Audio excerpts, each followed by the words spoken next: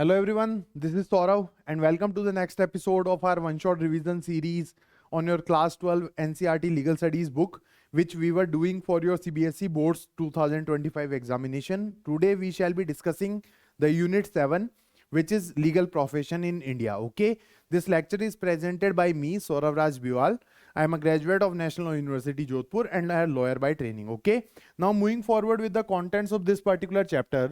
तो देखो ये वाला जो चैप्टर है ये लगभग 8 मार्क्स का आएगा आपके सीबीएसई बोर्ड एग्जामिनेशंस के अंदर. ओके, और ये इसके कंटेंट्स रहने वाले हैं. छोटा ही चैप्टर है, ज्यादा लेंदी नहीं है. ठीक है, इट माइट बी सीमिंग की कंटेंट्स बहुत ज्यादा है but it is not that much. इतना कोई ज्यादा लंबा वीडियो भी ये नहीं जाने वाला है. ओके, तो we will start with the brief history of legal profession in our country that is India. फिर उसके बाद में advocates act of 1961, then one category of practitioners that is advocate. फिर उसके बाद में eligibility criteria to become advocate in India. उसके बाद में foreign nationals in the Indian legal profession allowed है या नहीं है, that we will see in this particular slide. Classification of advocates, 3 तरीके के क्लासिफिकेशन होते हैं: senior advocate, advocate on record और अदर एडवोकेट्स. ठीक है, देन स्टेट बार काउंसिल्स, उनके functions, bar council of India, उनके फंक्शंस. ठीक है, lawyer and professional ethics, duty of advocates towards their clients. Advertising by lawyers in India, ये banned है. ठीक है, उसके बाद में एडवर्टाइजिंग इन अदर कंट्रीज, इसके बारे में हम देखेंगे. Liberalisation of legal profession in India, globalisation of legal profession, हमने इंटरनेशनल लॉ पढ़ा था यूनिट 6 के अंदर, तो देखा था कि एक तरीके से इंटरनेशनल लॉज जिस तरीके से बढ़ रहे हैं तो उसी तरीके से लीगल प्रोफेशन को भी ग्लोबलाइज करना बहुत ज्यादा जरूरी है. Then women and legal profession in India, historical background और आज का सिनेरियो चल रहा है, ये हम पढ़ेंगे. Then we will discuss the legal education in India, legal education in the United States, legal education in the United Kingdom, that is UK, and finally the opportunities for law graduates in India. Okay, so these are going to be the topics, not going to be a very long video. Okay, now moving forward without wasting any time towards the first topic, that is brief history of legal profession. Okay, तो देखो पहले topic के अंदर क्या आता है कि Britishers ने हमारे यहाँ पे लीगल प्रोफेशन को फॉर्मलाइज किया था. ठीक है, the modern legal profession in India traces its roots back to the colonial period when mayor's court were established in which cities, Madras and Kolkata in 1726. ठीक है, तो एमसीक्यू के हिसाब से ये इंपॉर्टेंट है. ठीक है, पहली बार मेयर्स कोर्ट कहां पे एस्टेब्लिश हुए थे? मद्रास और कोलकाता के अंदर. ये जो फोटो है ये कोलकाता के मेयर्स कोर्ट की है. ठीक है, these courts marked the beginning of the structured legal proceedings but the legal profession was limited and primarily involve the English speaking lawyers. ठीक है, तो इससे ये लीगल प्रोफेशन एक तरीके से इंडिया के अंदर स्टार्ट तो हो गया but it was very limited towards the English speaking elites of our country, जो नंबर में बहुत ज्यादा कम थे. ठीक है, उसके बाद में एडवोकेट्स एक्ट आता है 1961 का. This standardise the legal profession in our country.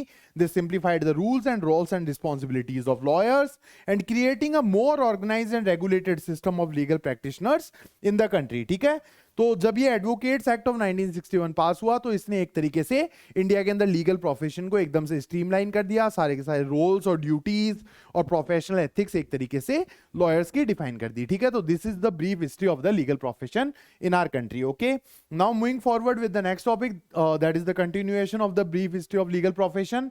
तो एक लीगल प्रैक्टिशनर्स एक्ट आया था 1946 के अंदर. ठीक है, This Legal Practitioners Act of 1946 opened the door of legal profession for duly qualified and certified practitioners. ठीक है, तो एक तरीके से ये इंग्लिश स्पीकिंग एलीट से हटा के सबके लिए इसने डोर्स ओपन कर दिए. ठीक है, whosoever was qualified as a barrister or an advocate could practice law in India. Still women were not allowed. ठीक है, in 1846. उसके बाद में the law allowed people of various nationalities, religion subject to their good character and necessary qualifications to practise law. ठीक है, भले ही किसी भी देश के हो, किसी भी रिलीजन के हो, अगर गुड कैरेक्टर है और सारी सारी क्वालिफिकेशंस वो पूरी करते हैं तो they could have practice law in India. ठीक है, विमेन अलाउड नहीं थी अब भी. ठीक है, however women were still excluded from the profession at this time. फिर उसके बाद में अगला डेवलपमेंट क्या है? Legal practitioners women act of 1923. ठीक है, this act was a landmark development as it allowed women to practice law in India for the first time, marking the important step towards gender inclusion in the legal field. ठीक है, तो ये भी MCQ के हिसाब से important है. Photo जो लगी हुई है that is advocate Mahatma Gandhi.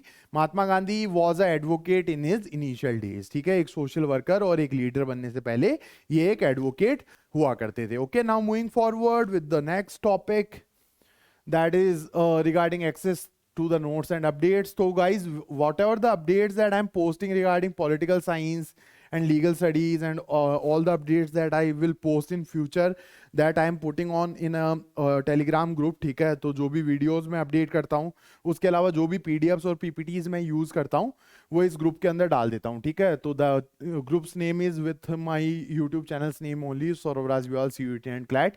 You can search on Telegram with this particular name, ठीक है. My photo will be there and you will find this particular channel. तो subscribe to this channel, you will get all the updates from my side, okay. Now moving forward, एक बार अपन अगला topic देखते हैं, वो है advocates act of 1961, ठीक है. तो इस एक्ट ने क्या किया था? It was a significant legislation pass to for basic things, ठीक है. 4 काम इस एक्ट से हुए. Consolidate the law relating to the legal practitioners, ठीक है. लॉ को कंसोलिडेट करना. Provide for constitution of bar councils, ठीक है. बार काउंसिल्स बनानी है. कौन कौन सी bar councils? Bar council of India और उसके बाद में state bar associations of respective state, ठीक है. तो एक तरीके से लीगल प्रोफेशन को स्ट्रीमलाइन करना है, बार काउंसिल्स बनानी है स्टेट लेवल पे और नेशनल लेवल पे, ठीक है. तो this was the advocates act of 1961, ठीक है. Now the next thing is one category of practitioners, that is the advocates, ठीक है. Prior to the advocates act of 1961 there was several categories of legal practitioners in India including, ठीक है. तो ये वाला act आने से पहले, 1961 का एडवोकेट्स एक्ट आने से पहले इंडिया के अंदर बहुत तरीके के लीगल प्रैक्टिशनर्स हुआ करते थे, लाइक वकील्स, बैरिस्टर्स, प्लीडर्स, ठीक है, और मुख्तार्स. लेकिन इस एक्ट ने एक ही कैटेगरी बना दी, वो क्या है? एडवोकेट, ठीक है. Advocates act of 1961 unified all these categories into a single category of legal practitioners known as advocates. फिर उसके बाद राइट टू प्रैक्टिस क्या है? After the enactment of the advocates act only advocates were recognized as the qualified practitioners of law, okay. तो देखो, सिर्फ advocate ही qualified practitioners है. लॉ के लॉयर्स अलग होते हैं, ठीक है. Lawyers are the person who have read law, और एडवोकेट कौन होते हैं? जो लॉ को प्रैक्टिस करते हैं कोर्ट के अंदर जाके, ठीक है. उसके बाद में advocate have the right to practise in all courts and tribunals in India including the supreme court. तो जो भी रजिस्टर्ड एडवोकेट होता है किसी भी स्टेट बार काउंसिल के अंदर, उसके पास किसी भी कोर्ट या किसी भी ट्राइब्यूनल के अंदर प्रैक्टिस करने का राइट होता है, ओके. तो this is the one category of practitioner, that is the advocate, okay. Now moving forward with the next topic, that is the eligibility criteria for enrolment as an advocate. तो देखो, to be eligible for enrolment as an advocate the following conditions must be met, ठीक है. ये सारी की सारी conditions आपको meet करनी पड़ती है. 4 कंडीशंस यहाँ पे दी हुई है as per the advocates act of 1961. तो a person must be citizen of India, person must be at least of 21 years of age, person must have completed a bachelors of laws degree from a recognised Indian university, ठीक है. And since 2010 से additional requirement एक बना दी गई है. वो क्या है? बार ऑल इंडिया बार एग्जामिनेशन होती है, बार काउंसिल ऑफ इंडिया के द्वारा कराई गई, ठीक है. वो क्लियर करनी पड़ती है, ठीक है. It was introduce for advocates to practise law in India. तो देखो, होता क्या है, जब आप अपना रजिस्ट्रेशन करवाते हो एज एन एडवोकेट, ठीक है, once you clear your LLB, तो आपको रजिस्ट्रेशन करवाना पड़ता है स्टेट बार काउंसिल के अंदर, ठीक है.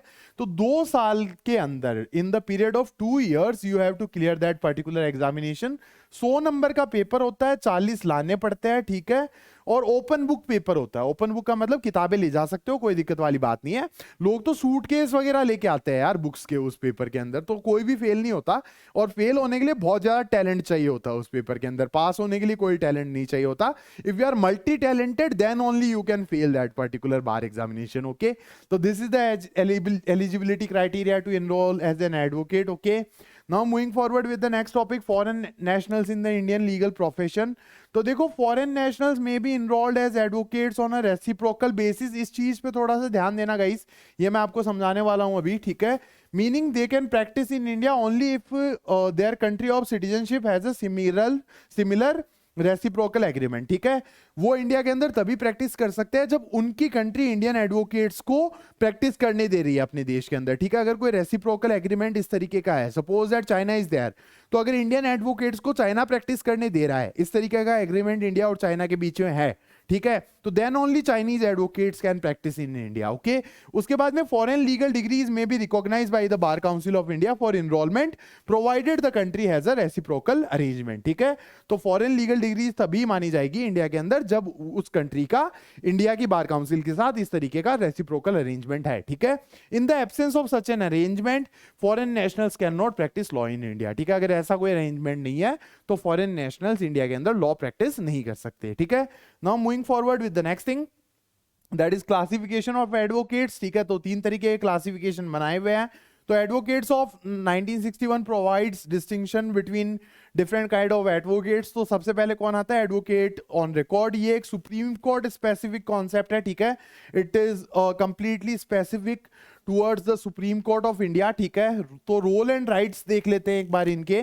तो only advocates on record can file matters on और documents in the supreme court and represent clients. ठीक है, तो अगर सुप्रीम कोर्ट के अंदर केस फाइल करना है तो सिर्फ एडवोकेट ऑन रिकॉर्ड ही केस फाइल कर सकता है।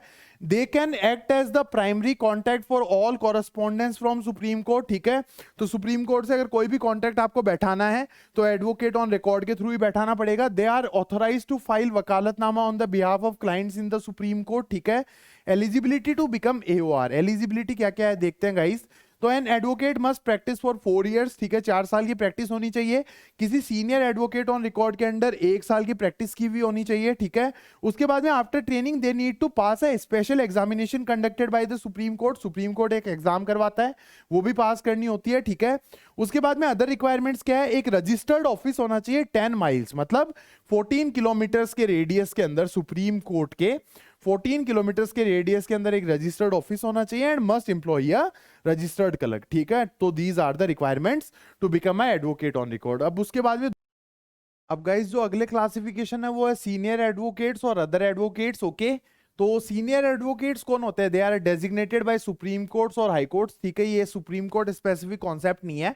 जैसे एडवोकेट ऑन रिकॉर्ड तो सिर्फ एक सुप्रीम कोर्ट स्पेसिफिक कॉन्सेप्ट था ना, this is not the seen with senior advocates. ठीक है, क्राइटेरिया फॉर डेजिग्नेशन की अगर अपन बात करें तो an advocate may be designated as a senior advocate based on ability and standing at the bar. ठीक है, कि क्या एबिलिटी है और बार के अंदर क्या स्टैंडिंग है, मतलब क्या एक तरीके से हैसियत है उनकी। उसके बाद में स्पेशल नॉलेज और experience in the law. Okay, उसके बाद में consent of advocate is required, क्योंकि काफी सारे राइट्स तो मिलते ही है लेकिन उसके साथ बहुत सारे रेस्ट्रिक्शंस भी आ जाते हैं, इसलिए उस एडवोकेट का एक तरीके से कंसेंट भी चाहिए होता है। ओके, राइट्स एंड रिस्ट्रिक्शंस क्या क्या है, तो देखो senior advocates do not have the right to appear in the court without a AOR और अ जूनियर एडवोकेट। ठीक है, तो इनको और कोई एडवोकेट ऑन रिकॉर्ड और जूनियर एडवोकेट अपने साथ में लेके जाना पड़ता है अगर ये कोई भी केस के अंदर अपीयर होते हैं तो। ठीक है, they can not file vakalatnama, draft pleadings, affidavits और perform similar legal drafting work. ठीक है, क्योंकि ये तो सीनियर एडवोकेट हो गए ना, तो ये छोटे काम नहीं कर सकते। ठीक है,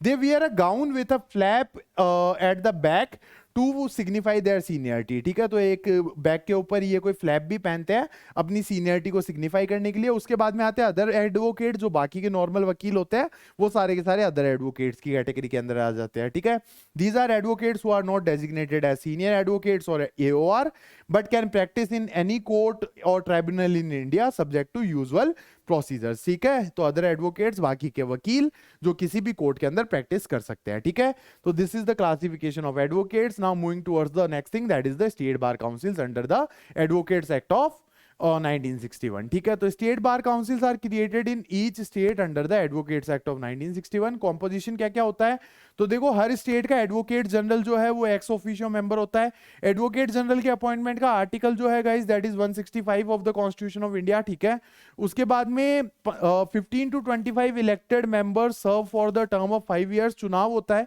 इन इलेक्टेड मेंबर्स के लिए। ठीक है, 2 members are nominated by the Bar Council of India from advocates on the electoral roll of the State Bar Council। ठीक है, तो this is the scenario.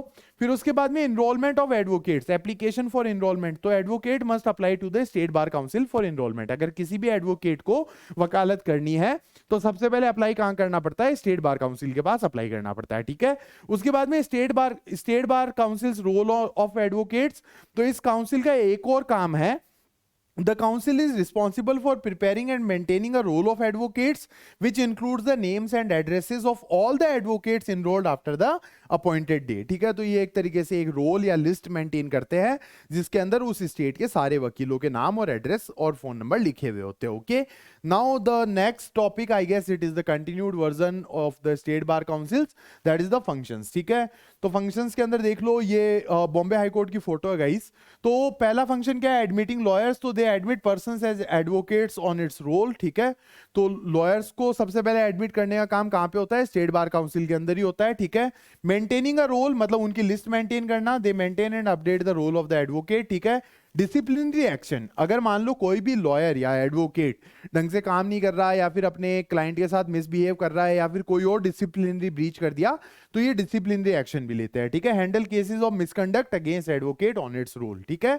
Safe guarding interest of the advocate, ठीक है, वकीलों के इंटरेस्ट को safe guard करना भी इनका काम होता है। तो they protect the rights, privileges and interest of the advocates on its role.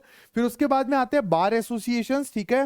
They promote the growth of bar association to implement the welfare scheme of advocate, ठीक है। तो डिस्ट्रिक्ट बार एसोसिएशन जो होते हैं उनको भी ये प्रमोट करता है, ठीक है। उसके बाद में लॉ रिफॉर्म्स, तो promote and support law reforms as well, ठीक है। तो these are the functions of the state bar council. Okay, now the next thing is the continued version of the state bar council. ये Rajasthan high court की photo लगी हुई है guys. तो अगले जो फंक्शन है वो क्या क्या है, लीगल सेमिनार्स एंड पब्लिकेशन, तो they organise seminars and talks on legal topics by eminent jurist and publish journals and papers on legal interest, ठीक है। तो एमिनेंट ज्यूरिस्ट मतलब जो बहुत अच्छे लॉ के ज्ञाता होते हैं, उनके द्वारा ये टॉक्स और सेमिनार्स वगैरह ऑर्गेनाइज करवाते हैं और जर्नल्स वगैरह पब्लिश करते हैं, ठीक है, लॉयर्स को ट्रेन करने के लिए और उनकी नॉलेज बढ़ाने के लिए, ठीक है। लीगल एड, ये आपने पढ़ाई होगा, they organise legal aid for poor as prescribe, ठीक है, by the rules. Management of funds, तो जो भी फंड्स होते हैं इस बार काउंसिल में उनको मैनेज और इन्वेस्ट करते हैं, ठीक है। इलेक्शंस करवाते हैं, जो मेंबर्स है 15 to 25 मेंबर्स होते हैं ना बार काउंसिल के, उनके इलेक्शंस भी स्टेट बार काउंसिल ही करवाती है, ठीक है। They conduct elections for its members. University inspections, ठीक है, तो जो भी यूनिवर्सिटीज आती है उस पर्टिकुलर स्टेट के अंदर, लॉ रिलेटेड यूनिवर्सिटी, उनको विजिट और इंस्पेक्ट करते हैं, ठीक है। और उसके बाद में एडिशनल फंक्शंस क्या क्या है, perform other functions as conferred under the act, और कोई फंक्शन भी अगर एडवोकेट्स एक्ट के अंदर लिखा हुआ है वो भी इन्हें परफॉर्म करना होता है। ओके, तो these are the functions of the state bar council. Now we shall move towards the bar council of India, ठीक है। तो बार काउंसिल भी एडवोकेट्स एक्ट ऑफ 1968 के 1961 के अंडर ही बना हुआ है, ठीक है। It regulates the practice of law and legal education in India, ठीक है। इंडिया के अंदर लीगल प्रैक्टिस और लीगल एजुकेशन को bar council of India regulate करता है, ठीक है। Attorney general of India and solicitor general of India serve as the ex officio members of the bar council, मतलब ये बाय डिफॉल्ट इसके मेंबर होते हैं। अटॉर्नी जनरल का जो आर्टिकल है दैट इज आर्टिकल 76 और सॉलिसिटर जनरल है वो कोई कॉन्स्टिट्यूशनल पोस्ट नहीं है, ठीक है। The council consist of one member elected by each state bar council, ठीक है, and it elects its own chairman and vice chairman, ठीक है। हर स्टेट से एक मेंबर, हर स्टेट बार काउंसिल से एक मेंबर इलेक्ट होता है और उसके बाद में चेयरमैन और वाइस चेयरमैन के चुनाव इसके अंदर ही हो जाते हैं, ठीक है। तो that is regarding the bar council of India. Now moving forward with the functions of the bar council of India. तो देखो, professional conduct and etiquettes of the advocates को प्रेस्क्राइब करते हैं, ठीक है। It prescribes the standards of professional conduct and etiquettes of the advocates, ठीक है। कौन सा क्या क्या प्रोफेशनल कंडक्ट रखना है और क्या क्या एटिकेट्स एडवोकेट को रखने, ये प्रेस्क्राइब करते हैं। Disciplinary jurisdiction exercises disciplinary jurisdiction over the legal profession by setting rules for the procedure of disciplinary committees, ठीक है। तो अगर कोई भी लॉयर ढंग से काम नहीं करता है तो उनके ऊपर कैसे एक्शन लेना है, इसके रूल्स भी यही ले डाउन करते हैं, ठीक है। एक्शन तो स्टेट बार काउंसिल लेती है लेकिन रूल्स ये ले डाउन करते हैं, ठीक है। लीगल एजुकेशन का काम भी ये लोग देखते हैं, तो set standards for the legal education, content, syllabus, duration, ठीक है। Grants recognition to universities whose law degrees qualify candidates for enrolment as advocates, ठीक है। यूनिवर्सिटी को रिकॉग्निशन प्रोवाइड करवाना भी इनका ही काम है। Establishes and oversees the legal education committee, inspects and directs the state bar councils to inspects the law school, ठीक है। तो ये सारे के सारे इनके काम होते हैं, ओके। उसके बाद में moving forward with the additional functions of the bar council of India. फिर उसके बाद में अगला काम क्या आ गया, एडवोकेट राइट्स। तो they safeguard the rights, privileges and interest of the advocates. Law reforms, ठीक है, promotes and supports the legal reforms, legal aid के कैंप्स वगैरह ऑर्गेनाइज करना और गरीबों को लीगल एड प्रोवाइड करवाना भी इनका एक काम है, ठीक है। रिकॉग्निशन ऑफ फॉरेन क्वालिफिकेशंस, वो रेसिप्रोकल वाला एक बात करी थी ना अपन ने, रेसिप्रोकल अरेंजमेंट, ठीक है, वो भी इनका काम होता है। तो recognises foreign law degrees on a reciprocal basis for admission as advocates in India, ठीक है। Seminar and publications, state bar council का भी काम था, इनका भी वही काम है। Organises seminars and talk by eminent jurist and publishes journals and papers on legal topics, ठीक है। वेलफेयर फंड्स, लॉयर्स के वेलफेयर के लिए फंड्स वगैरह, ठीक है। Manages and invest fund for welfare schemes, state bar council relations, ठीक है। Deals with matter referred to it by the state bar council, ठीक है। अगर मान लो दो स्टेट बार काउंसिल के बीच में पंगा हो गया, मान लो राजस्थान की बार काउंसिल और गुजरात की बार काउंसिल के बीच में कोई डिस्प्यूट है, तो उनका रिजोल्यूशन भी ये करते हैं। और उसके बाद में इलेक्शन करवाना, provides for the election of its members who run the bar council, ठीक है। तो these are the function of the bar council of India. Okay, now moving forward with the next thing, that is the lawyers and professional ethics, ठीक है। Lawyers की क्या क्या ethics होनी चाहिए, इसके बारे में हम बात करते हैं। तो professional duties of an advocate is expected to act with dignity and respect for the court, ठीक है। एक डिग्निटी के साथ काम करना है, ठीक है, एक सम्मान के साथ काम करना है और कोर्ट का भी रेस्पेक्ट करना है, ठीक है। इंपार्शियलिटी मेंटेन करनी है, advocate should not communicate privately with जजेस in a manner that it could impair the impartiality, ठीक है। जजेस के साथ इस तरीके से कम्युनिकेट, ऐसी बात नहीं है बात मत करो, बात करो, लेकिन ऐसे नहीं कि केस के संदर्भ में बात कर रहे हो और वो केस के रिजल्ट को अफेक्ट कर रही है, वो बात ये नहीं करनी है, ठीक है। एथिकल कंडक्ट क्या है लॉयर्स का, तो advocate must avoid illegal conduct towards the opposing party and refuse to represent client who wish to adopt unfair means, ठीक है। तो जो सामने वाली पार्टी है, आप जिसको रिप्रेजेंट कर रहे हो, उसकी अपोजिंग जो पार्टी है, उसके तरफ आपको नेगेटिव कंडक्ट नहीं रखना है। और अगर आपके पास कोई क्लाइंट आया जो अनफेयर मीन्स को फेवर करता है, तो उसको मना कर दो कि आप उसका केस नहीं लड़ोगे, ठीक है। Advocate must uphold the and maintain the value of the profession as they are considered as officers of the court, ठीक है। तो that is the scenario regarding lawyers and professional ethics. इसके बाद में क्या आता है, duties of advocates towards the clients. तो ये जो फोटो लगी हुई है, एक स्टैम्प की फोटो है, he is one of the most noted advocate our country has ever had, ठीक है, एडवोकेट नानी पालकी वाला। तो देखो ड्यूटीज क्या क्या है, ड्यूटी टू एक्सेप्ट ब्रीफ्स। ये ब्रीफ्स का मतलब क्या होता है, अगर कोई भी केस चल रहा है तो उसके जो फैक्ट्स वगैरह होते हैं ना, वो क्लाइंट से सुनना, ठीक है। तो ये ड्यूटी है। तो an advocate is generally bound to accept briefs except in certain circumstances, ठीक है। तो ब्रीफ्स वगैरह एक्सेप्ट करना क्लाइंट से, ये पहली ड्यूटी है, ओके। उसके बाद में duty to serve, that is the second duty. They should not withdraw from service once they have accepted a brief unless justified, ठीक है। तो एक बार अगर कोई केस ले लिया है तो आप विड्रॉ नहीं कर सकते उस केस से unless justified, कि मतलब कोई ऐसा सिनेरियो ही आ गया कि कर ही नहीं सकते, तब बात अलग है, अदरवाइज आपको वो केस लड़ना चाहिए, ठीक है। उसके बाद में विटनेस रोल, तो advocate must not appear in the cases where they are witness, ठीक है। अगर मान लो किसी केस के अंदर कोई लॉयर है, वो विटनेस है, तो उस केस को उन्हें नहीं लड़ना चाहिए, ठीक है। उसके बाद में disclosure of evidence, advocate are expected not to suppress material और evidence relevant to the case, ठीक है। तो अगर मान लो कोई भी एविडेंस किसी लॉयर के पास आया, तो वो पूरा कोर्ट को बताना है, ऐसा नहीं कोई भी एविडेंस दबा के रख लिया, ठीक है। तो सारे के सारे एविडेंसेस कोर्ट के सामने प्रेजेंट करने हैं, ठीक है। उसके बाद में क्लाइंट कॉन्फिडेंशियलिटी मेंटेन करनी है। दैट मींस कि अगर क्लाइंट कोई भी बात बताता है, ऐसा नहीं कि हर जगह उसको गाते फिर रहे हो, you should maintain that confidentiality, ठीक है। Advocates are required to maintain the confidentiality regarding all client related matters. फिर कंटिजेंसी फी नहीं चार्ज करनी है। कंटिजेंसी फी का मतलब क्या होता है कि जैसे मान लो कि अगर केस हार गए तब तो 1 लाख रुपए लगेंगे, ठीक है, और अगर केस जीत गए तो 5 लाख रुपए लगेंगे। इस तरीके का काम नहीं करना है, ठीक है। कंटिजेंसी फी का मतलब यही होता है कि फीस एक ही बतानी है, कि मतलब either the fees is 1 lakh 2 lakh 3 lakh, कितनी भी बता दो। ऐसे नहीं है कि केस जीत गए तो ज्यादा पैसे लगेगी, ये एक ड्यूटी टुवर्ड्स क्लाइंट होती है। Advocate should not charge contingency fees based on the success of the case, okay. Now moving forward with the next thing, that is duty of advocates towards client का continued version. Advocate Bhimrao Ambedkar की photo लगी हुई है यहाँ पे, ये भी किसी टाइम पे एडवोकेट ही हुआ करते थे। फिर उसके बाद कॉन्फ्लिक्ट ऑफ इंटरेस्ट को अवॉइड करना है, and advocates duty should not conflict with the interest of the client, ठीक है। उसके बाद में नेगोशिएशन, अगर मान लो नेगोशिएशन हो रहा है कि आउटसाइड कोर्ट सेटलमेंट हो रहा है और पार्टी के साथ एक तरीके से राजीनामा हो रहा है, राजीनामा मतलब दोनों पार्टी सेटलमेंट कर रही है, तो अपोजिंग पार्टी से सीधा बात ना करके अपोजिंग लॉयर से बात करनी है, ठीक है। तो दिस इज रिगार्डिंग नेगोशिएशन।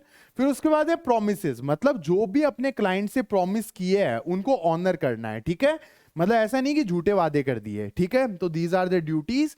अब ये ड्यूटीज अगर ब्रीच हो गई, मान लो breach of the above professional duties and standards of conduct can lead to disciplinary action which में include suspension of the advocate's right to practise या फिर debarment from the practising law, ठीक है। तो अगर ये ड्यूटीज किसी ने ब्रीच कर दी तो या तो सस्पेंड कर दिया जाएगा या फिर डिबार ही कर दिया जाएगा लॉ प्रैक्टिस करने से, okay. So that is the scenario. Now moving forward with the next topic guys, that is advertising by lawyers in India। तो देखो ये बैंड है, यहाँ पे मैंने क्लियरली इमेज लगा रखी है कि लॉयर्स एडवर्टाइज नहीं कर सकते। तो देखो आपने हॉस्पिटल्स के एड्स देखे होंगे और अलग अलग ब्रांड्स के एड्स देखे होंगे, कोचिंग इंस्टीट्यूशंस के एड्स देखे होंगे, लेकिन कभी लॉयर्स के या एडवोकेट्स के एड्स देखे हैं? नहीं देखे ना। लॉयर्स या लॉ फर्म्स के पास पैसे नहीं है क्या? इनके पास भी बहुत ज्यादा पैसे है, लेकिन ये एडवर्टीजमेंट क्यों नहीं करते? क्योंकि ये बैंड है, ठीक है।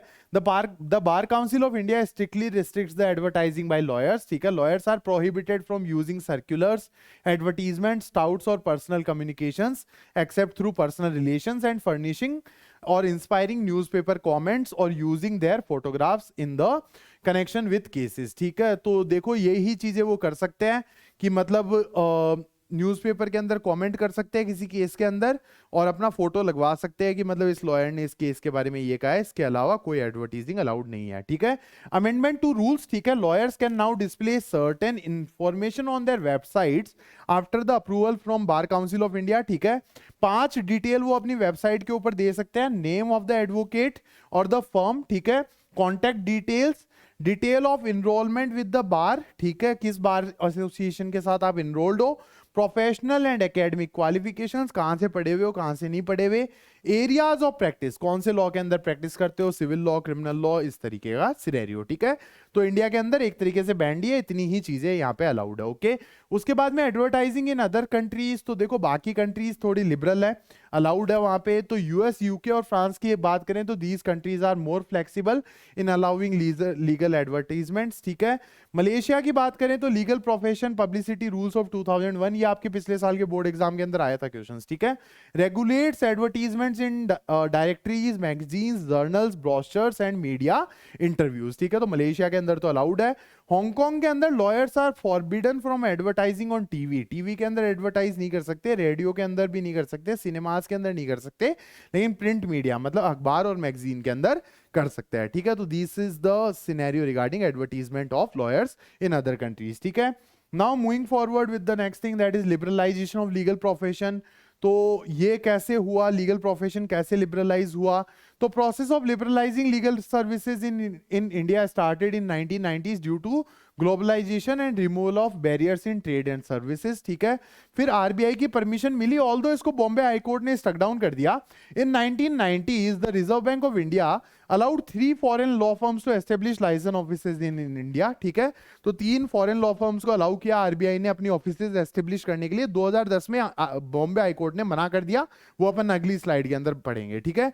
फिर गेट्स एग्रीमेंट हुआ 1995 के अंदर, जिससे डब्ल्यूटीओ बना, ठीक है। तो general agreement on trade in services under the WTO created a framework for liberalizing services globally, including legal services. This liberalization allowed services such as legal advisory, legal documentation, legal certification, legal information, and other legal services. ठीक है. Between 2002 and 2007, Bar Council of India opposed allowing foreign law firms and foreign lawyers to practice in India. ठीक है. तो एक तरीके से Bar Council तो इसको oppose करता ही रहा. Okay. Now moving forward with the next thing, that is the continued version of liberalization of legal profession. ये जो फोटो लगी हुई है, this is the office and logo of the biggest law firm in the country, that is the Linklaters LLP. तो Bombay high court ने 2011 के अंदर एक जजमेंट दिया था, एक पीआईएल फाइल हुई थी बाय द लॉयर्स कलेक्टिव, ठीक है। इसने कोर्ट ने क्या रूलिंग दी कि foreign law firms can not set up licence offices in India, ठीक है। तो जो 1990 के अंदर आरबीआई ने परमिशन दी थी ना, वो एक तरीके से क्वैश हो गई इस जजमेंट के साथ, ठीक है।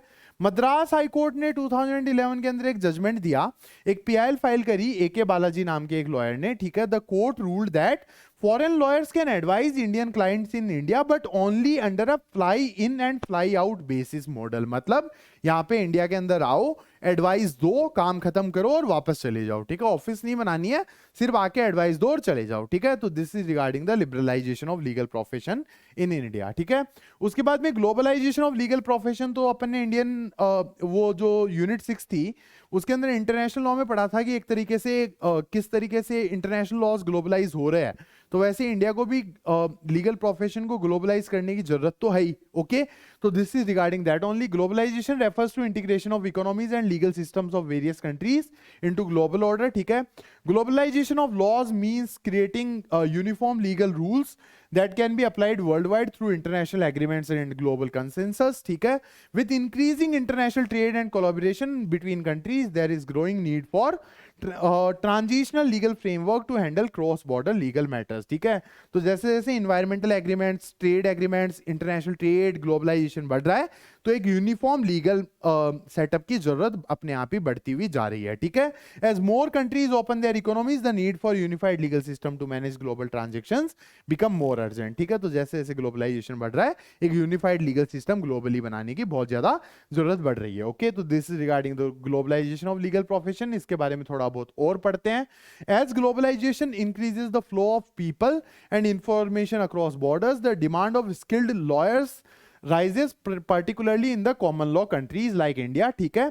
अब challenges क्या क्या है ग्लोबलाइजेशन के अंदर, तो देखो lawyers trained and licensed in one country may not be able to practice in another country without requalifying, ठीक है। तो क्या होता है कि एक देश के अंदर आपने प्रैक्टिस करी है या फिर एक देश के अंदर पढ़ाई करी है, तो आपको दूसरे देश के अंदर आराम से प्रैक्टिस नहीं किया जाने देते, ठीक है, करने देते। तो ये एक दिक्कत आती है, ओके। उसके बाद में सेकंड चीज क्या है, this is because each country has its own legal system tailored to its unique social, political and civil conditions, ठीक है। ये तो बात सही है यार कि हर देश का लीगल सिस्टम अलग होता है, उस देश की कंडीशंस के हिसाब से होता है। Therefore, lawyer must not meet the local requirement before practicing law in foreign jurisdictions, ठीक है। तो इंडिया के अंदर लॉ पढ़ा है, तो हो सकता है आप इंग्लैंड के अंदर प्रैक्टिस नहीं कर पाओ क्योंकि वहां के लॉज और इंडिया के लॉज में बहुत ज्यादा फर्क है, ओके। तो that is the scenario regarding the globalisation of legal profession. Now women and legal profession, तो ये तो अपन ने पढ़ा ही था इसी चैप्टर के अंदर, इसी वीडियो के अंदर अपन पढ़ चुके हैं कि legal practitioners of women act of 1923 आया था। तो इसमें Indian women were granted right to practise law after passing of this act, ठीक है, which abolish the ban on women practising as advocates, ठीक है। पहली महिला इंडिया की जिन्होंने एज अ वकील इनरोल किया था, ये थी मिस कॉर्नेला सोराब जी, ठीक है। इन्होंने तो 24 अगस्त 1921 को इलाहाबाद हाई कोर्ट के अंदर इनरोल कर दिया था। करंट सिचुएशन की अगर अपन बात करें तो जेंडर बायस अभी भी परसिस्ट करता है इस प्रोफेशन के अंदर।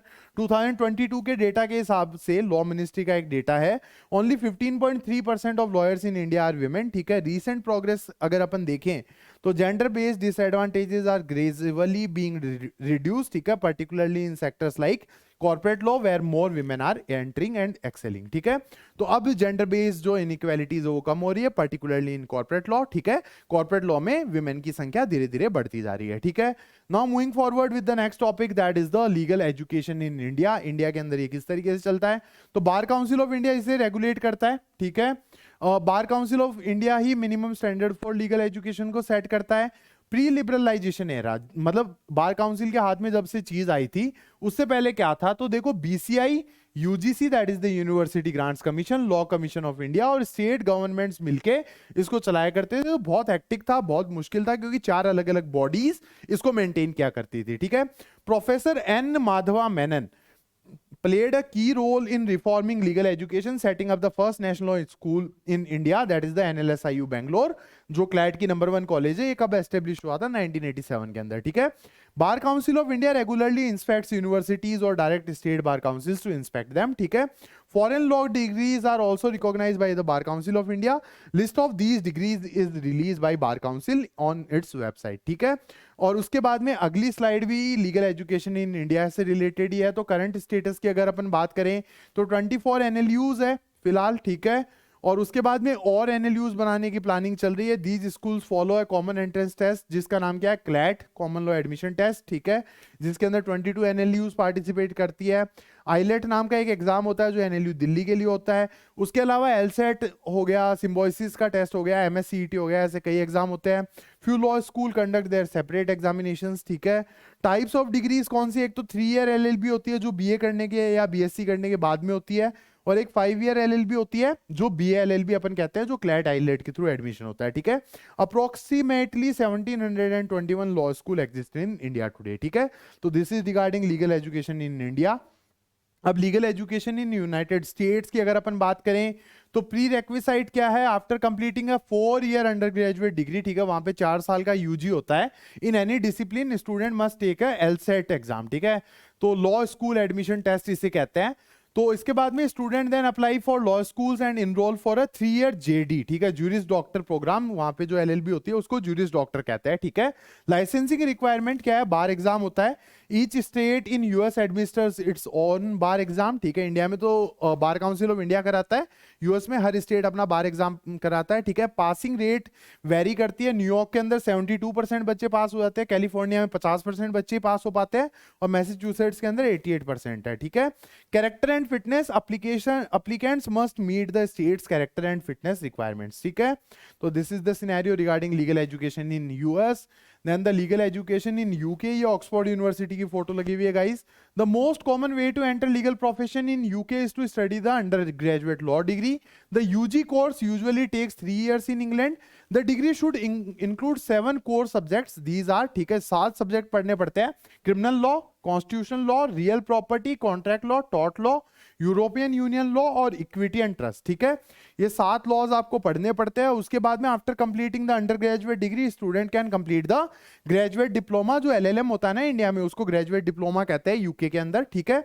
दे can also complete vocational courses and on the job training, ठीक है, जिसको इंटर्नशिप कहते हैं। To practise as a barrister, ठीक है, लीगल एग्जीक्यूटिव और solicitor, student must qualify the solicitors qualifying exam. जैसे इंडिया के अंदर all India bar council exam होता है, वैसे ही यूके के अंदर सॉलिसिटर क्वालिफाइंग एग्जाम होता है। Okay, now moving forward with the last topic of this particular chapter, that is opportunities for the law graduates in India, ठीक है। तो there are some prominent career options for law graduates in various sectors. तो पहला तो है litigation, मतलब normal वकालत कर लो, ठीक है, practice as an advocate in the high court, supreme courts, lower courts, tribunals, ठीक है। तो पहला क्या हो गया, लिटिगेशन मतलब वकालत, ठीक है। दूसरा लॉ फर्म प्रैक्टिस, किसी लॉ फर्म के अंदर जॉब कर लो, ठीक है। तो law firms vary in size and specialise in areas like intellectual property law, IPR, tax law, corporate law, mergers and acquisitions, ठीक है, international trade, insurance, project finance etcetera, ठीक है। उसके बाद में involves commercial and economic laws, contract drafting and transaction completion, ठीक है। इसमें पैसे थोड़े ज्यादा मिलते हैं, लिटिगेशन में शुरुआत में पैसे नहीं होते, बाद में पैसे मिलने चालू हो जाते हैं, ठीक है। तो दैट इज द सिनेरियो। तो पहले दो तो ये अपॉर्चुनिटीज हो गई। उसके बाद में क्या क्या अपॉर्चुनिटीज अपन देखते हैं, तो फिर है कॉर्पोरेट सेक्टर, ठीक है। तो कॉर्पोरेट सेक्टर के अंदर क्या है, in house legal council for corporation and multinational companies and banks and investment firms, ठीक है। जैसे फ्लिपकार्ट हो गया, एचडीएफसी बैंक हो गया, आईसीआईसीआई बैंक हो गया, तो इनको भी तो लॉयर्स की जरूरत पड़ती है, तो इनके भी इन हाउस काउंसिल आप बन सकते हो, ठीक है। Public policy, contribute to public policy formulation and research, Bharat सरकार भी लॉयर्स को हायर करती है for formulation of public policy and all these things, ठीक है। लीगल रिसर्च एंड एकेडमिया, पढ़ाया जा सकता है बच्चों को एलएलएम वगैरह करके, ठीक है। उसके अलावा attach to research centres and think tanks, careers in teaching and research with opportunity for postgraduates to work as lecturers and professors in university, ठीक है।